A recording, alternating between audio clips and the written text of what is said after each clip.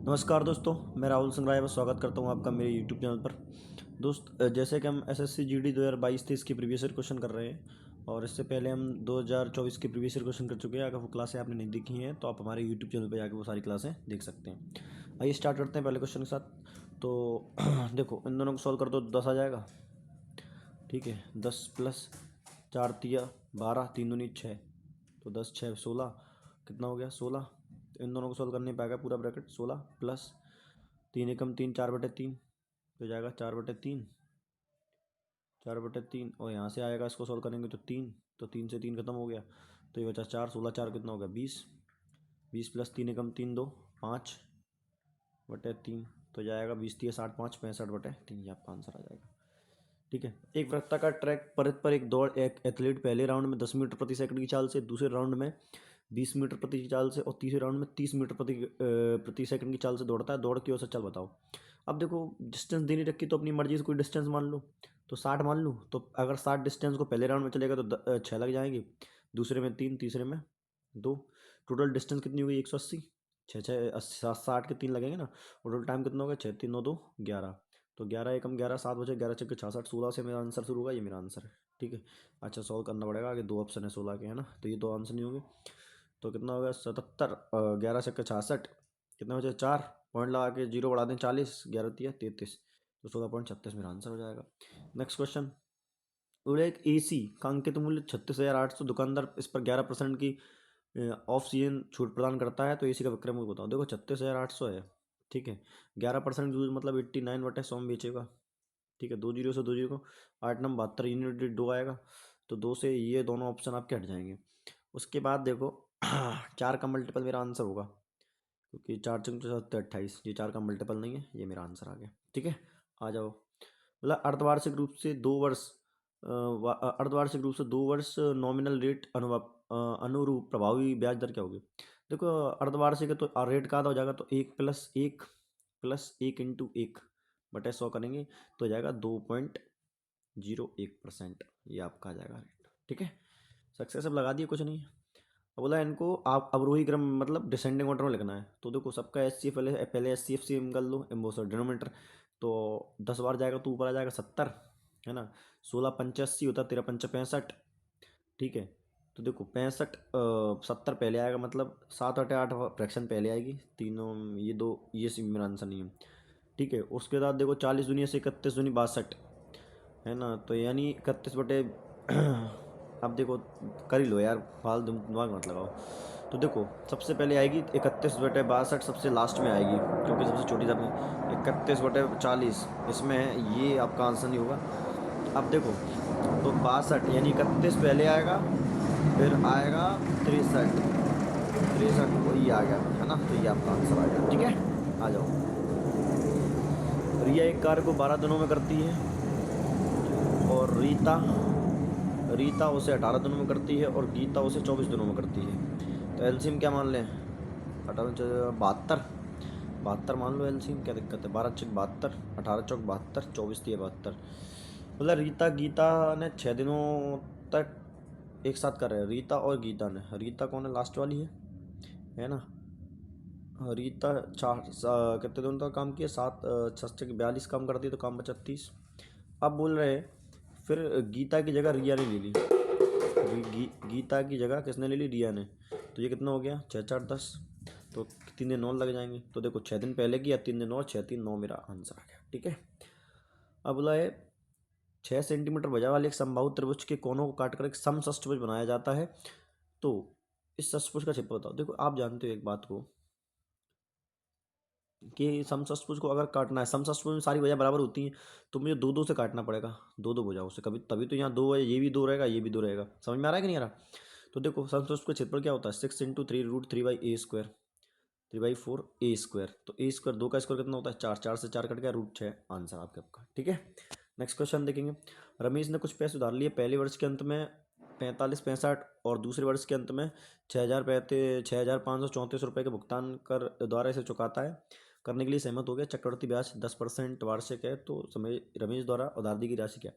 देखो राशि पहले वर्ष एक्स रही होगी मान लो, तो पहली वर्ष ब्याज हो गया 11/10, और वो आया उसने क्या किया 45 65 रुपये दे दिए, अब कुछ धनराशि बची होगी तभी तो ब्याज लगा, फिर 11/10 हो जाएगा क्योंकि फिर से दूसरे साल ब्याज लग जाएगा।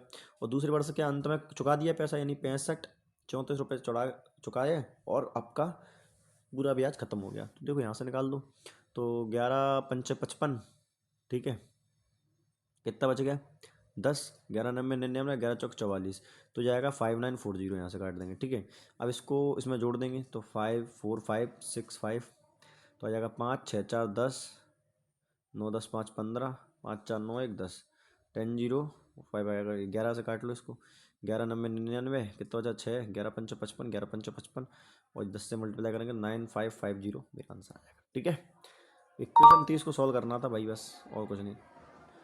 बोला 40 वस्तुओं का विक्रय मूल्य 60 वस्तु के विक्रय मूल्य के बराबर है, तो देखो 2 और 3 50% लाभ होगा, सीधे 1/2, ठीक है। इतना दिमाग मत लगाया करो, ऐसे क्वेश्चनों को तो हल करिए करो, ठीक है। बोला ABC एक कार्य को 42, 56, 63 दिनों में पूरा कर सकते हैं। उन्होंने एक साथ काम शुरू किया, लेकिन A ने 10 दिन पहले काम छोड़ दिया, B ने काम पूरा होने से 12 दिन पहले काम छोड़ दिया। कुल कार्य को पूरा करने लगने वाले दिनों की संख्या बताओ। देखो आप जानते हो जो पहले छोड़ के जाता है उसे ज़बरदस्ती करवा दिया करो, है कि नहीं भाई। तो देखो एलसीएम कैसे लेना, एलसीएम लेना सबसे बड़ी हेडेक है ना। 42, 56 और 63, 7 के मल्टीपल है तो मतलब 7 तो सब में आ रहा होगा, ठीक है। ऐसे लिखते हैं 7 6 42, ठीक है। तो जाएगा 7×8 = 56, 2 तो आ गया, 4 नहीं आया, लिख दो। अब ये कितना था 63 था ना, 7×9 = 63, 7×9 = 63 होता है, 1 3 आ गया, 1 3 और रहेगा, ये कर लो, ठीक है। अब देखो 7×6 = 42, 4 3 12 है, पहले का है, पहले का काम आ गया। 7×8 = 56, 3 3 9, दूसरे की क्षमता आ गई 9, 7×9 = 63 है ना, 4 दूनी 8, क्या कि तीनों की क्षमता, ठीक है भाई। मुझे गलत क्यों लग रहा है, 7×9 = 63 है ना, 3 3 9, 9 7 63, 4 दूनी 8, ठीक है। 7 4 दूनी 8, 7×8 = 56, 3 3 9, ठीक है। अब देखो जरा, बोला है कि हुआ क्या है कि इन लोगों ने कितने 10 दिन पहले काम छोड़ा, मतलब 120 काम और करेगा 10 दिन में, 120 और काम और करता। B ने 12 दिन पहले 12 में 108 और काम करता, हो जाएगा 8 2 और 2, ये 228 काम और होता, तो 228 काम और होगा कि नहीं होगा भाई। मतलब ये लोग अगर नहीं छोड़ते 228 काम टोटल और होता, तो दो काम निकालो टोटल। 7 3 3 दूनी 6, 7 6 42, 42 × 12 करेंगे तो 12 दूनी 24, हंसलाई 2, 12 चौक 48, तो 50, और 228 काम और करेंगे तो 8 4 12, 2 1 3, 5 2 7, तो 732 हो गया टोटल काम। अब बोला क्या है, अब 3 दिन करेंगे, 12 8 20 9 29, भाई 29 से जाएगा, 29 दूनी कितना होता है, तो 29 दूनी 58, 2 बार तो जाएगा ही जाएगा, 58 कितना बचा 260 +15, या जाएगा 152, 29×9 कितना होता है, 29×5 कितना होता है, 29×5 तो जाएगा नहीं भाई, तो 5 बार तो पूरा कटेगा नहीं, लेकिन 29×5 2×5 10, 9×5 45, 255 बार जाएगा, नहीं 155 बार। तो देखो पूरा पूरा तो नहीं कटेगा भाई, 5 25.2 करके आंसर आएगा। अच्छा हाँ, लगभग में दे रखा है ना, तो कोई दिक्कत नहीं, 25 बार आपका आंसर आ जाएगा, 25 बार तो जाएगी पूरा पूरा, ठीक है। चलो ठीक है। अब देखो 3 धावक अमन रमेश नरेश एक दौड़ लगाते हैं, जिसमें अमन रमेश से 48 मीटर आगे है और नरेश 68 मीटर आगे रहकर दौड़ लगा पूरी करता है। इसी लंबाई के अन्य दौड़ में रमेश नरेश से 25 मीटर आगे रहकर दौड़ पूरी करता है। प्रत्येक धावक पूरी दूरी को स्थिर चाल से तय करता है, तो दौड़ की लंबाई याद करो। देखो मान लो ये दौड़ है, ठीक है।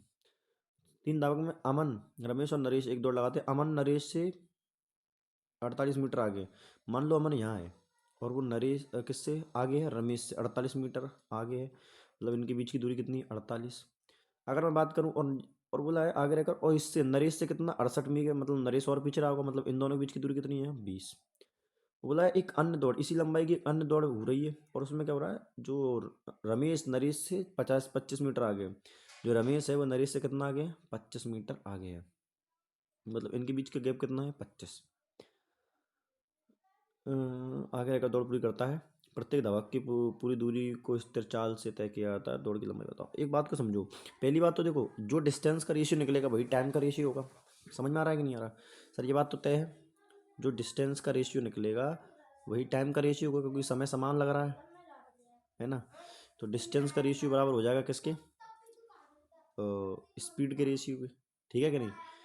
अब देखो एक बात को जरा समझो कि जब अमन कौन है, अमन है ना पहला, हाँ, जब अमन ने पूरी दौड़ पूरी की थी यानी सबसे आगे था, तब नरेश और इनके बीच की दूरी कितनी थी भाई, 20 मीटर, कितनी थी 20 मीटर।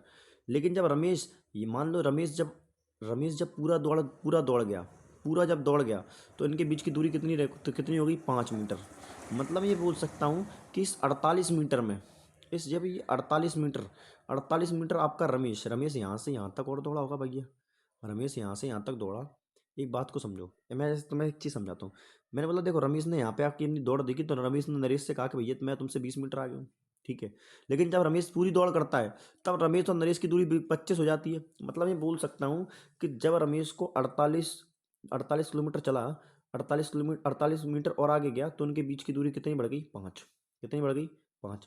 अगर आप एक बात को बताओ, अगर मुझे ये गैप बराबर करना है, ये गैप बराबर करना है, तो इसको अगर पीछे आना पड़ेगा, पीछे आना पड़ेगा कि नहीं आना पड़ेगा बताओ भाई। अमन को अगर मैं रमेश को पीछे लेके आऊँ वापस इस वाले पॉइंट पर, इस वाले पॉइंट पर, तो यानी ये दूरी और कम होगी।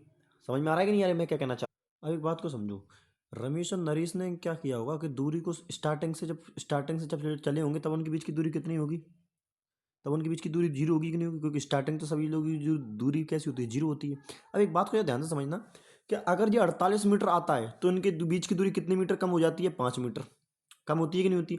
लेकिन अगर उसको 25 मीटर खत्म करना है, तो अगर उसको 25 मीटर दूरी खत्म करना है, तो बेटा उसको कितना आना पड़ेगा, 25 यानी 48 × 5, कितना अपना 40, हासिल आएगी 4, 5 चौक 20, 4 24, 240 मेरा आंसर आ गया। ठीक है दोस्त, अगर ये क्वेश्चन ऐसे समझ में नहीं आया, तो मैं इसकी एक अलग से क्लास अलग से वीडियो डाल दूंगा, तो आप उसको वहाँ से समझ लेना, ठीक है। हालांकि मैंने समझाया तो सही सही है, समझ लेना, आ जाएगा समझ में, ठीक है ना। आ जाओ। x - y का 70%, 85%, सॉरी। तो बोल सकता हूँ x - y इंटू 17 बराबर x + y, 1/4 होता तो 4 कटे गया होगा, तो आ जाएगा 17x, एक्स में यहाँ लेके आएंगे तो ये आ जाएगा 16x, कितना हो जाएगा 16x बराबर, ये कितना हो जाएगा 17y, वहाँ जाएगा 18y हो जाएगा भाई, है ना। तो कितना x और y का रेशियो कितना आ जाएगा, 9 और 8। बोल क्या रहा है एक्स वाई से कितना प्रतिशत, एक्स वाई का कितना परसेंट है, गलत कर दिया क्या, अरे 17/20 होता है, सॉरी। तो जो आ जाएगा 20x + 20y, ठीक है। 17x, यहाँ पे इसको वहाँ लेके जाएंगे तो 3x, देखो यार पूरा ही सॉल्व करना पड़ेगा इसको। देखो एक बात ध्यान से समझो, देखो ये बचेगा x - y जाए बटेगा 17/20 बराबर x + y इंटू 1/4, ठीक है भाई। अब देखो 4 एकम 4, 4 पंचे 20, 5 और काट दो, तो ये बचेगा 17x।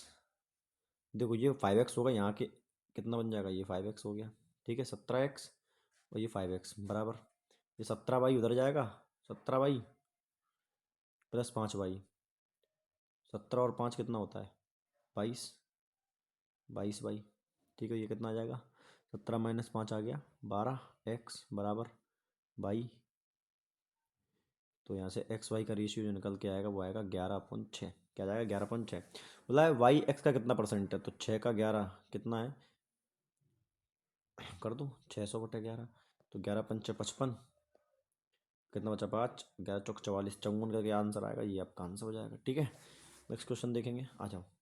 बोला एक व्यक्ति एक पैकेट को वास्तविक माप से 10% का वजन तोलता है, मतलब 900 ही देता है 10 की जगह, तो एक का वजन कमा लेगा 9/10, 9/10 कितना होता है 11 से 1/9 10%, ठीक है।